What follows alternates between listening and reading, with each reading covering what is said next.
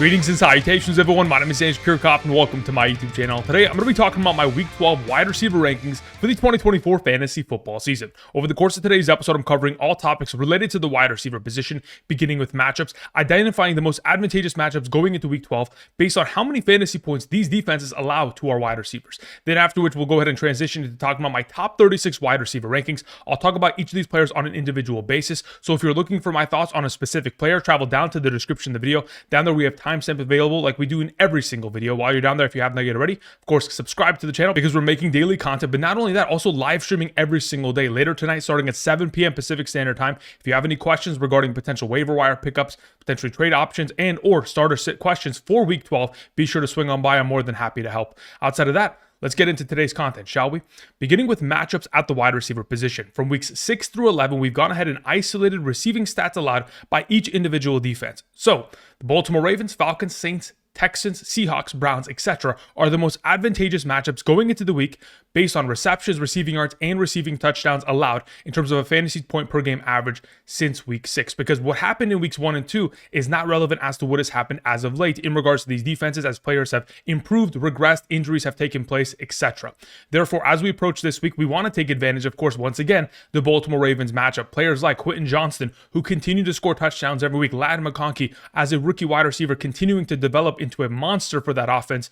Of course, they are auto starts at the position because of the matchup on Monday Night Football. We have the Atlanta Falcons, of course, on a bye week, along with the Saints. We have the Texans, who, of course, every single week, a great matchup, even though we have seen inconsistency of play against them. I mean, the likes of Nick Westbrook-Ikhine and Calvin Ridley, two fantastic options to potentially play, especially for those of us who are dealing with the bipocalypse. Nick Westbrook-Ikhine could be a potential option that we talk about in a top 48 capacity. But nonetheless, I will refer back to these statistics over the course of today's episode. Also want to go ahead and shine a light on some of the more disadvantageous matchups. For example, the Philadelphia Eagles, allowing just 12.58 fantasy points per game on a per game average since week 6 to opposing wide receivers. That is a ridiculous statistic. But this upcoming week, the efforts of Cooper Kupp and Puka Nacua will certainly blow that number out of the water. Nonetheless, as we progress, again, I will refer back to these statistics. Now, before we go ahead and talk about my top 36 wide receiver rankings, a reminder, for those of you who want to get my all-encompassing rankings every single Sunday morning for the remainder of the season, be sure to travel down to the description and check out Underdog. At this current moment in time, if you sign up using code Andrew and make a first-time deposit, not only will you be able to claim the first-time deposit offer, but you'll also get my rankings sent to you every single Sunday morning for the remainder of the season. These are by position, by tier, quarterback, running back, wide receiver, tight end, kicker, flex, defense, all-encompassing rankings, half PPR, full PPR. So if you guys are interested, check out the map to the right side of the screen to determine your eligibility based on your current location. If you are not eligible based on your current location, or if you've used my code or somebody else's code in a prior season, you can always check out the Patreon where you can find rankings and unlimited questions answered there. All that available down in the description. Thank you very much for all the support. All right, so let's go ahead and begin with my top 36 wide receiver rankings, beginning with our number 1, Amon-Ra St. Brown. I know that he's coming off of a monster performance of 11 catches, 161, and 2 receiving touchdowns, but what really makes Amon-Ra St. Brown the best potential option at the wide receiver position going into this week is his consecutive streak of success. He has scored 1 receiving touchdown minimum in 8 consecutive games. When we talk about Underdog specifically, that is an entry we want to put alongside of someone like Derrick Henry, who continues to go on a consecutive streak of games of scoring touchdowns. Same thing with Joe Mixon. Of course, the momentum there for these players is extremely powerful. So as we continue with a player like Amon-Ra St. Brown, who thus far this season amongst all players in the National Football League is number 5 in terms of red zone targets and leads the National Football League in red zone receiving touchdowns. Of course, with the Lions trying to blow out every single team, they're not just trying to beat teams, they're trying to embarrass teams. Expect another successful performance against the Indianapolis Colts this week. On number 2, we have A.J. Brown, who takes on the Los Angeles Rams. Now, the Rams have had an elite run-stopping defense since week 6. They're allowing the least fantasy points per game to opposing running backs on the ground. Now, Saquon Barkley will have a different say about that, especially considering, of course, this Eagles offensive line is getting healthy with Jordan Mailata coming back last week. As we progress, we're going to have to wait and see what exactly this matchup is going to entail. But typically, because of the efforts of the Rams' run-stop defense, it leads to opposing offenses leaning towards the air raid. And in these overall efforts, we have seen the Rams allowing the 13th most fantasy points per game to opposing wide receivers, nearly 28 on a per-game average over the course of the last 5 games. Specifically, we have seen wide receivers such as Justin Jefferson, 8 catches, 115. Jaxon Smith-Njigba, 7 for 180 and 2 touchdowns. Even this most recent performance, Kendrick Bourne, 5 for 70 and a touchdown. I'm expecting A.J. Brown within the upcoming matchup on Sunday Night Football to lead to the air raid and, of course, be the number 1 receiving option of this Philadelphia offense. Number 3, we have Justin Jefferson. Look, Justin Jefferson typically takes on two high safeties every single week. The shells that they put up against them in, cover 2 situations is very much so apparent, especially considering, again, he is one of the best, if not the best wide receiver in the National Football League. Defenses have to approach in such a manner. But going into this week's matchup against the Bears last week specifically ran less cover 2 in comparison to cover 1. If they're going to sit into cover 1 shells specifically this week, they're going to get embarrassed by Justin Jefferson. Thus far this season, when we compare his overall yards per route run, when he takes on cover 1 in comparison to cover 2, he has a 240% increase in yards per route run against cover 1. So if the Bears are going to put themselves into a situation where they're just going to leave Jalen Johnson on an island with Justin Jefferson, I can understand as to why they would do so, considering Jalen Johnson has played incredibly well over the course of the last 2 seasons as a primary cornerback, the number 1 of that team. I can understand why they would do that, but going up against Justin Jefferson, it is a tricky task, especially when we have seen wide receivers such as Christian Watson go for 4 catches, 150, Terry McLaurin, 5 catches for 125 recently against this defense. If they put him on an island there, Justin Jefferson's taking advantage of it this week. Number 4, we have Cooper Kupp. The reason why I have Cooper Kupp in this conversation is because in the last 4 games in which he has played 70% of the snaps or more within this offense, in 3 of those 4 games, he has accumulated 100 or more receiving yards. He continues the ball out every single week, coming off of a performance of 6 catches for 106 and 2 touchdowns. Obviously, one of those plays, a huge 60-yard reception down the field in a coverage situation, which was one-on-one man coverage. They blitzed, and of course, Cooper Kupp took advantage of it with Matthew Stafford. Now, going up against the Philadelphia Eagles, again, it is the most difficult matchup of the week, especially when we take into account wide receivers such as Nabers, went for 4 catches and only 41. Jamar Chase, the best week against them as of late, 9 for 54 and a touchdown. Again, that's not even the greatest week possible.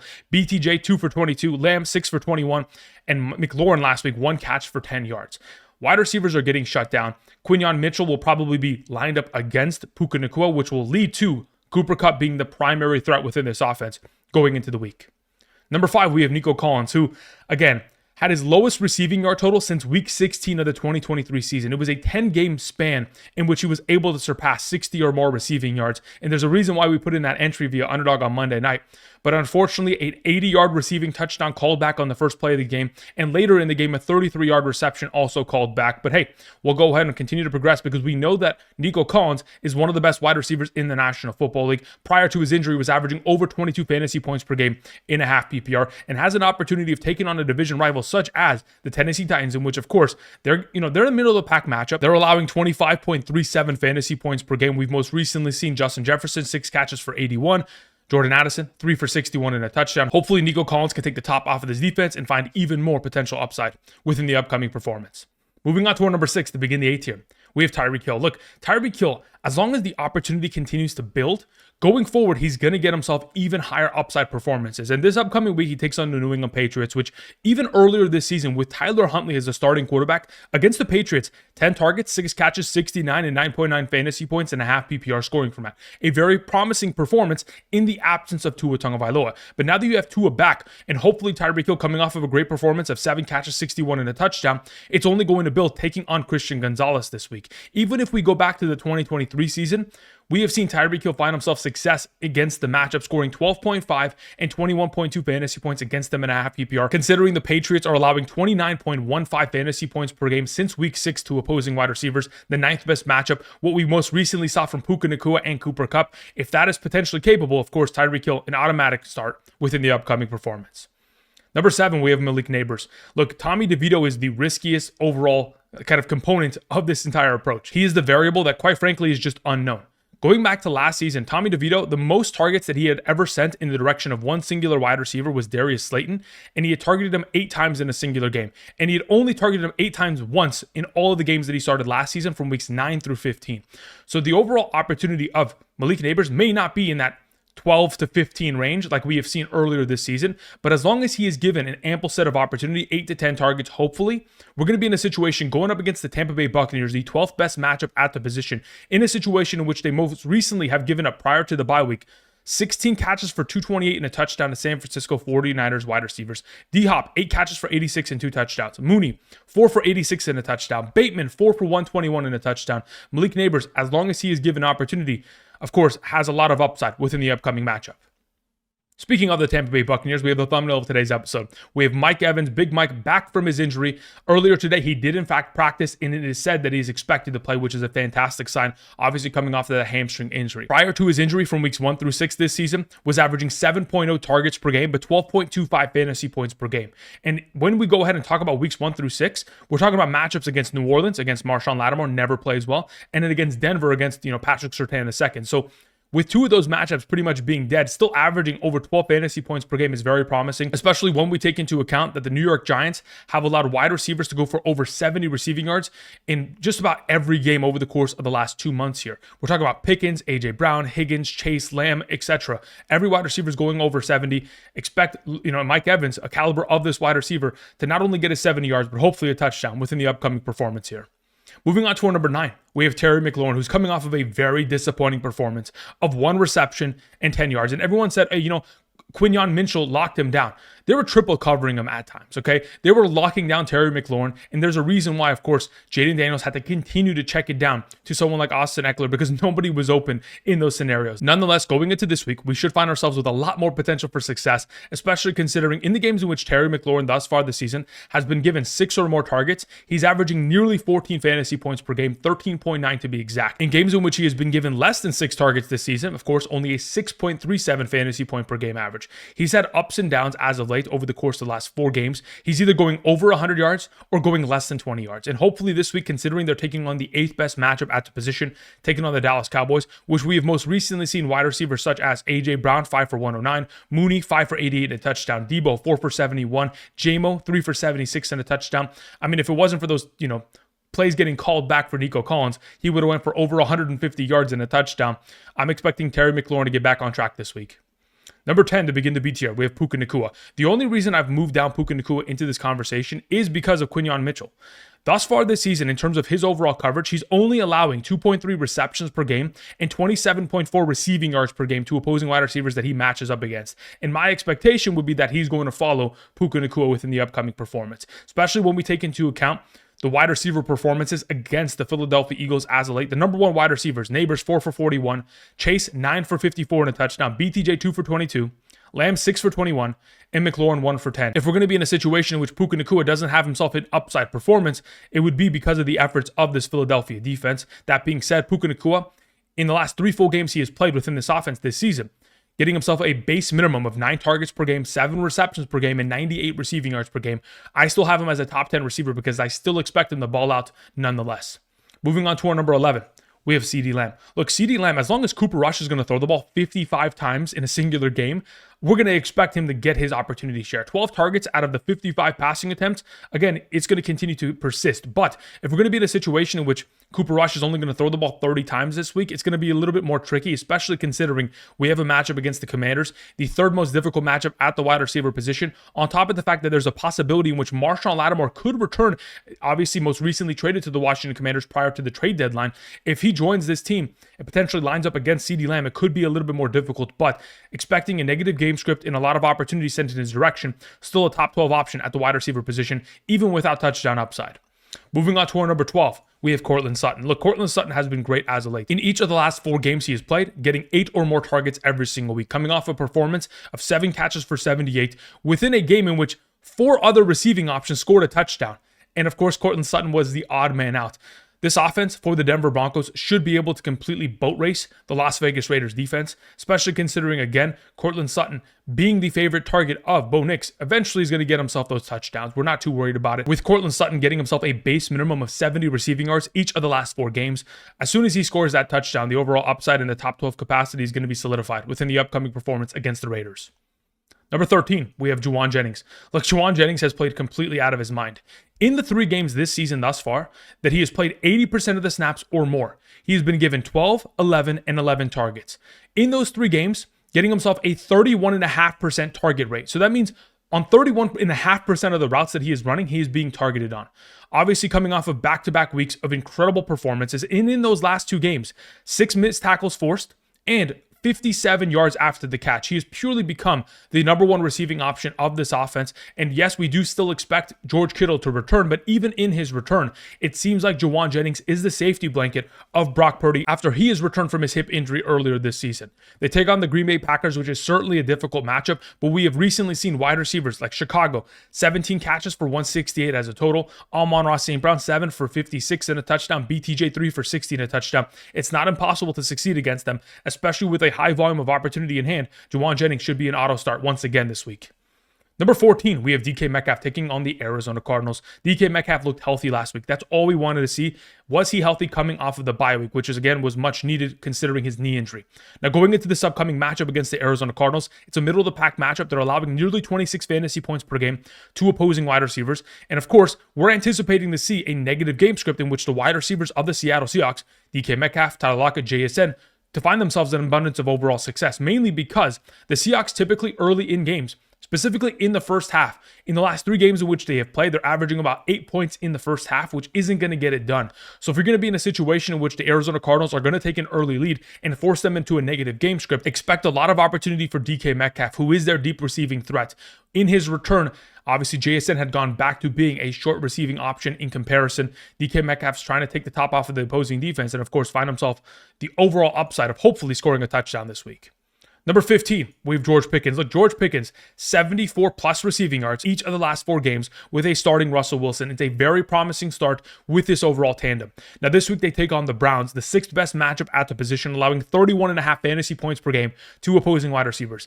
Now, this upcoming Thursday, it was originally expected to be a snow game.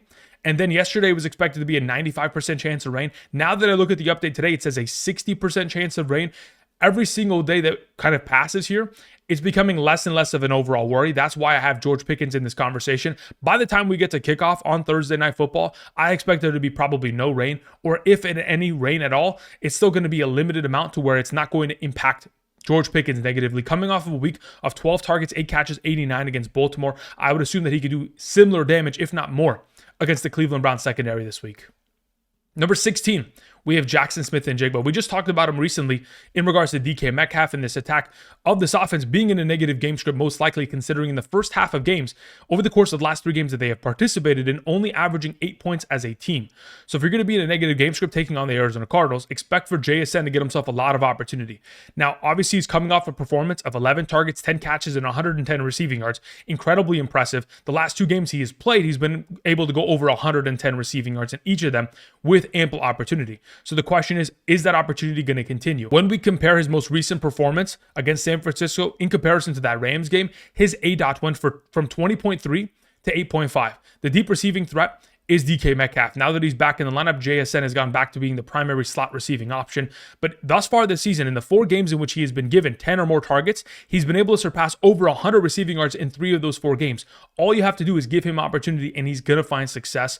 This week taking on Arizona stopping slot receiving options over the course of the last 3 games that they have taken on. Miami slot receiving options, 10 catches for 78, Chicago 7 for 102, and the New York Jets 10 for 60. I'm expecting success from JSN this week. Number 17, we have Ladd McConkey. Look, Ladd McConkey continues to play well.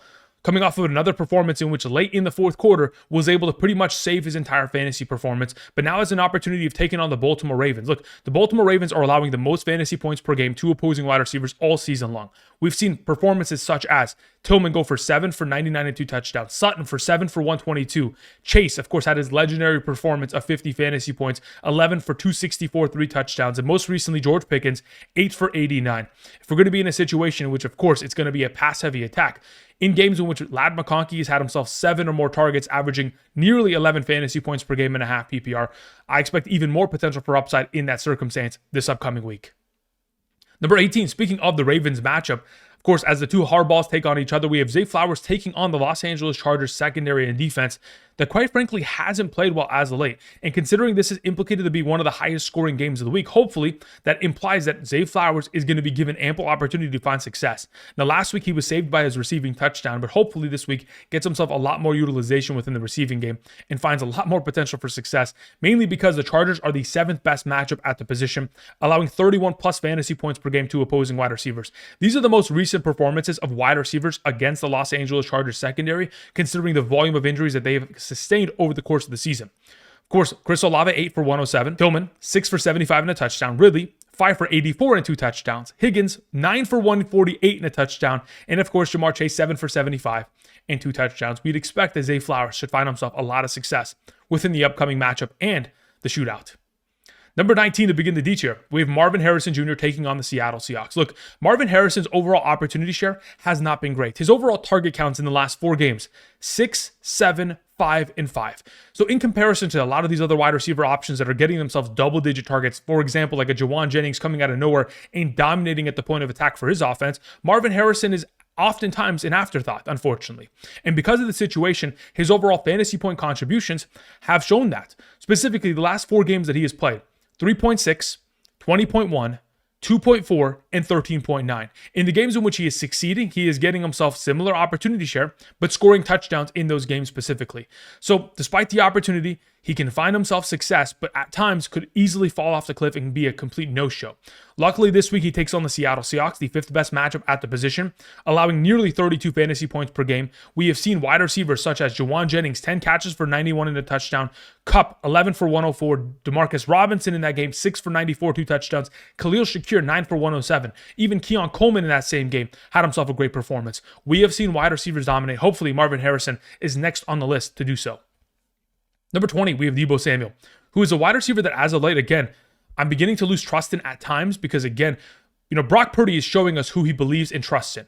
As of late, it has been Christian McCaffrey within the receiving game. Of course, out wide is Jauan Jennings, and within the red zone, it is George Kittle. So the question is, where does Deebo Samuel fit if he's not going to make a huge play on a screen pass or make plays after the catch? In the absence of overall opportunity, of course, coming off a week of 4 catches and 22 receiving yards, it is not enough. And with the 49ers back against the wall taking on the Green Bay Packers, a solid secondary, we're going to have to hope for Deebo Samuel to find the end zone to be fantasy relevant or at least make a huge play in terms of yardage. This week, again, taking on Green Bay, we have most recently seen solid performances from wide receiver options against this defense. It's not impossible. BTJ, 3 for 60 and a touchdown. Amon-Ra St. Brown, 7 for 56 and a touchdown in a rain game. And Chicago's wide receivers last week, their 3 primary, Keenan Allen, DJ Moore, and Romeo Doubs, combined for 17 catches, 168. There's a possibility. He just needs the opportunity to get to that next level and hopefully find himself in the end zone. Number 21, we have Calvin Ridley. Look, Calvin Ridley's played relatively well, even with Will Levis returning. I had my concerns regarding Will Levis, especially considering what we saw earlier in the year. But as Calvin Ridley has been, a solid wide receiver. At times we'll find upside, at times we'll lack opportunity, specifically this most recent performance. In a negative game script, you would assume 6 targets would be the base minimum, not the max. So obviously we're hoping for more target opportunity going into this week. But last week, in terms of his overall opportunity share, he was number 3 amongst all wide receivers in terms of total air yards, 152. So as long as he's getting those deep shots down the field on a consistent rate, hopefully once every quarter, there's going to be upside, especially taking on the Houston Texans, which are the 4th best matchup at the wide receiver position, nearly allowing 32 fantasy points per game. Lamb just went for 8 catches, 93. Amon-Ra, 6 for 60 and a touchdown. Wilson and Adams both dominated against them recently. Hopefully, Calvin Ridley's next man up within the overall matchup. Number 22, we have Jayden Reed. Look, Jayden Reed is a wide receiver that, to begin the game, immediately scores a touchdown. We're feeling really great about it, and then disappears. He played only 57% of the offensive snaps and only ran 12 routes in the game. So you shouldn't be surprised that he only was targeted twice. But the question is, why did he only run 12 routes? It's because, this offense has a lot of rotation within their wide receivers, Dontavion Wicks, Christian Watson, Romeo Doubs. This is the fewest snaps that he played within the entire season within a singular game, and the fewest routes that he has run. Hopefully, going up against the San Francisco 49ers, a pass-first approach is going to be taken by the Green Bay Packers. And in that overall event, we have seen slot receiving options, most recently against the San Francisco 49ers, find success. JSN, 7 for 58 within the slot position. Dallas, slot receiving options, 7 for 115 recently. Hopefully, Jayden Reed can find himself success with opportunity given in his direction.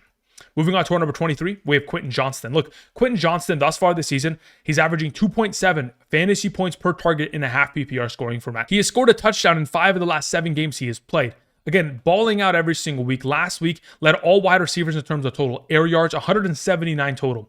8 targets, 2 catches, 48 and a touchdown. If he's able to make those deep plays down the field, imagine the kind of upside he could have led to. Nonetheless, this week has an opportunity of potentially finding that upside, considering they take on the Baltimore Ravens, the best matchup at the wide receiver position. We talked about it just moments ago with Ladd McConkey. We have seen wide receivers like Pickens, 8 for 89, Chase, 11 for 264 and 3 touchdowns, Sutton, 7 for 122, and Tillman for 7 for 99 and 2 touchdowns. these outside wide receivers, these X receivers on the outside are finding themselves an abundance of success. And hopefully Quentin Johnston is next within this upcoming shootout. Number 24, we have Jameson Williams. Yesterday, when I talked about DeAndre Swift being a home run hitting potential running back, it almost reminds me of Jameson Williams within that exact same category. Jameson Williams is the home run hitting wide receiver. He is a wide receiver that thus far this season, his 4 receiving touchdowns consist of a 52-yard reception, 70-yard reception, 37, and 64-yard reception. Anytime he finds the end zone, it's because he is making a big play down the field. And whether it's after the catch or whether it's the ball being launched 40 yards down the field, it does not matter. Jameson Williams is a home run hitting option. And considering the Lions want to embarrass teams every single week, they're going to give him opportunities. Whether or not Laporta is active this week is irrelevant in my mind. I think going up against the Indianapolis Colts, it is a matchup that it can absolutely take advantage of. If everyone's going to feast and we're going to be giving Jameson Williams these opportunities on a consistent enough basis, I'd expect him to be a solid option, even in the event in which he does not score a touchdown this week. Number 25, we have Josh Downs. Speaking of the Indianapolis Colts matchup, look, Josh Downs in the last 2 games in which Anthony Richardson has been the primary starter, his fantasy points have been 16.9 and 20.2. He has been the primary number 1 of this offense. Whether it has been Anthony Richardson or Joe Flacco, Josh Downs has been the number 1. And going forward, that should continue to be the case, especially considering in the last 2 games with Anthony Richardson, Josh Downs' overall target rate is 25%. So 1 out of every 4 routes that he is running, he is being targeted on. Very promising. This week, we can guarantee a negative game script, like I mentioned earlier when I talked about Jameson Williams and Amon-Ra St. Brown. The Detroit Lions this season are not about just winning games. They're about embarrassing teams. They want to put 50 points on you. So in the event of a guaranteed negative game script, if in fact we're going to be in a situation in which Anthony Richardson is throwing the ball 30 to 40 times, expect for a lot of upside and opportunity for Josh Downs to ball out. Moving on to our number 26, we have DeVonta Smith. Look, DeVonta Smith since week 6 is averaging 4.7 targets per game. That is not enough opportunity for the talent level of DeVonta Smith. But considering, you have A.J. Brown, Saquon Barkley, Jalen Hurts dominating every single week, unfortunately, DeVonta Smith is an afterthought. But luckily, this week, they take on the LA Rams, the 13th best matchup at the position, nearly allowing 28 fantasy points per game since week 6.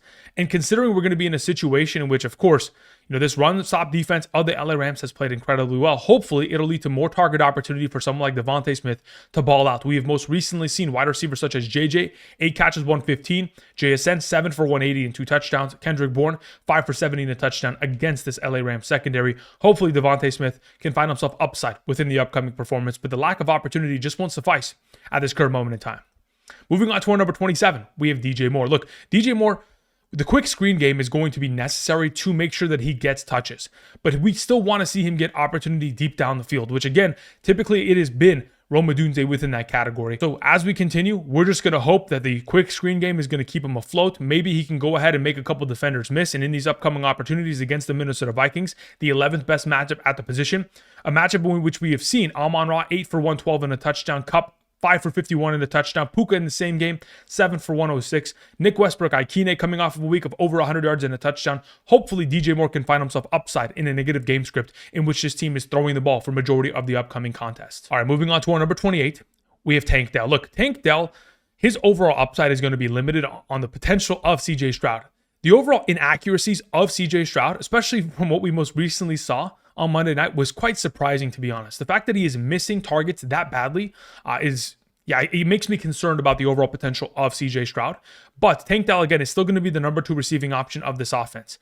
When you take on Tennessee, again, a matchup in which we've most recently seen JJ go for 6 catches, 81, and of course, Jordan Addison find himself in the end zone. Hopefully, we're going to see a very similar situation this week with Tank Dell taking on the number 2 cornerback of the defense, find himself the opportunity to make a catch, and hopefully find himself in the end zone. But like I mentioned earlier, CJ Stroud is the only variable that we are worried about. If that variable does not step up to the task on hand, Tank Dell would probably be lower than number 28. Moving on to our number 29 and our number 30, we have Cedric Tillman and Jerry Jeudy. We could even throw Elijah Moore into this conversation because, quite frankly, as long as you're associated with Jameis Winston, there is so much volatility. There's so much unknown within the variable of Jameis Winston. You don't know who's going to ball out every single week. But as of right now, Elijah Moore on the questionable tag. We'll have to wait and see what his status is for Thursday night. But again, there's a lot of questions to be answered going into Thursday night. First and foremost, what's the weather going to be like? Depending on whether or not I play guys like Cedric Tillman and Jerry Jeudy are 100% dependent on the weather. If it's going to be a snow game, we probably want to, miss these guys within our starting lineup. If it's going to be a rain game, okay, how much of the potential rain are we going to see throughout that game? Is it going to be the beginning? Is it going to be in the second half? What's the overall situation? Earlier this week, when doing a little bit of research, I found a stat that said that the Steelers, over the course of the last 7 games in which they have played on Thursday Night Football against division opponents, they are 0-7 within the matchup. This could be a potential trap game for the Pittsburgh Steelers coming off of a huge win on Sunday against the Baltimore Ravens. If this is going to be a trap game, expect guys like Cedric, Tillman, and Jerry Jeudy to ball out. Of course, obviously, Jerry Jeudy coming off of his legacy game of 6 catches for 142 and a touchdown, while Cedric Tillman was the backseat player in comparison to guys like Elijah Moore and David Njoku. But most recently, we have seen wide receivers such as Terry McLaurin, 5 for 113, Slayton, 4 for 108, Nabers, 7 for 71, dominate against the secondary. Hopefully, Cedric Tillman and Jerry Jeudy can do the same, assuming there's no weather that is implied for the upcoming matchup.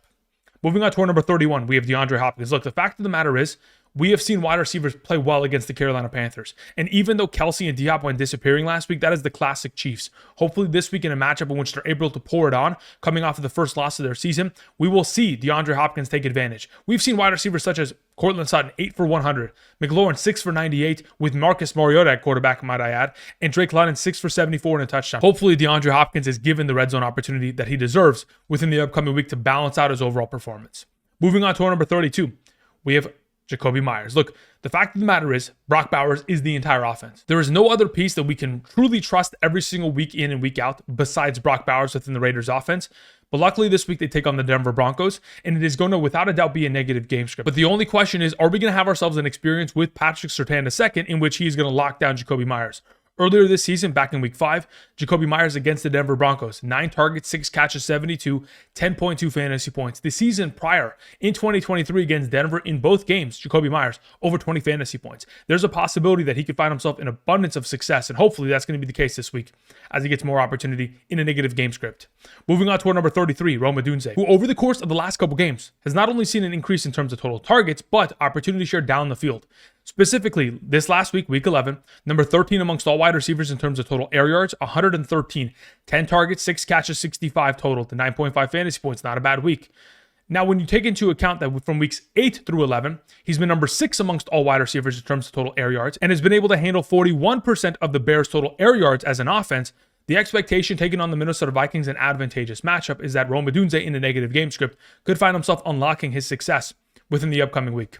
Moving on to our number 34, we have Romeo Doubs. Being able to guess whether Romeo Doubs, Christian Watson, Dontavion Wicks score the touchdown within the given week is very difficult. But the fact of the matter is, Romeo Doubs, amongst all wide receivers within this offense, running the most routes and playing the most snaps. So if we're going to finally be in a situation once again in which he's going to get himself the ample opportunity of targets, if you give him 8 targets, he's going to catch 6 for 60 at a base minimum, be a solid play within the upcoming week, and have the upside of even more. Hopefully, of course, they look at his direction. It's just a matter of whether or not Jordan Love is going to, of course, target him. Now that you don't have Jalen Johnson tailing him, should be an easier upcoming matchup. Moving on to our number 35, we have Jordan Addison. Look, once they double cover, Justin Jefferson for majority of that game, if in fact it does take place, Jordan Addison on the opposite side will benefit from that. Again, when you have the best wide receiver in the National Football League on the other side of the field, it gives you more opportunity to succeed. Unfortunately, of course, this most recent performance, he did not take advantage of majority of the opportunities, only catching 3 of his 8 targets, but was luckily able to find himself in the end zone after the catch. Again, purely just a matter of whether or not he's going to be given the opportunity once again this week to step up to the task on hand. Our final player I wanted to mention is Michael Pittman Jr., who's coming off a week in which he had 8 targets, very promising, 116 air yards, number 12 amongst all wide receivers in week 12, and in a guaranteed negative game script. I'd anticipate that either Michael Pittman Jr. or Alec Pierce catch the deep ball this week. Whichever one of the two do so is going to be the more relevant wide receiver for fantasy. At this point, Michael Pittman Jr. is such an unknown variable at the number 36 spot. You could put Alec Pierce here, and I'd be perfectly happy with it. But that's going to cover my top 36 wide receiver rankings for week 12 of the 2024 fantasy football season. Like I mentioned earlier, I'll be back later tonight. Live stream starting at 7 p.m. PST. Thank you everybody for watching, and until next time, I'll see you guys. Peace!